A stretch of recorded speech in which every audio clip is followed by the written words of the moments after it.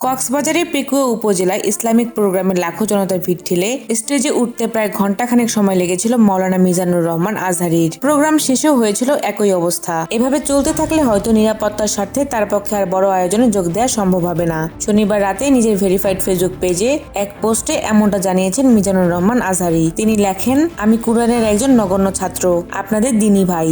দয়া করে আমার প্রতি একটু ইহসান করুন। সবশেষ দেশে 2019 থেকে 2020 সালেও গ্রাউন্ড সামলাতে গিয়ে একাধিকবার ইনজুরির শিকার হয়েছিলাম।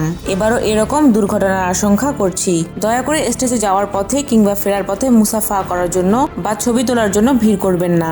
আলোচনা চলার সময় স্টেজে দুই পাশে দাঁড়িয়ে ধাক্কাধাক্কি ও বিশৃঙ্খলা সৃষ্টি করবেন না। প্রতিটি প্রোগ্রামে মূল প্যান্ডেলের বাইরে আলাদা মাঠে একাধিক সুবিশাল এলইডি স্ক্রিন থাকবে। আমাকে সরাসরি দেখতে না পেলেও এলইডিতে দেখার সুযোগ থাকছে। আইন শৃঙ্খলা বাহিনীর সঙ্গে অযথা ঝামেলায় জড়াবেন না।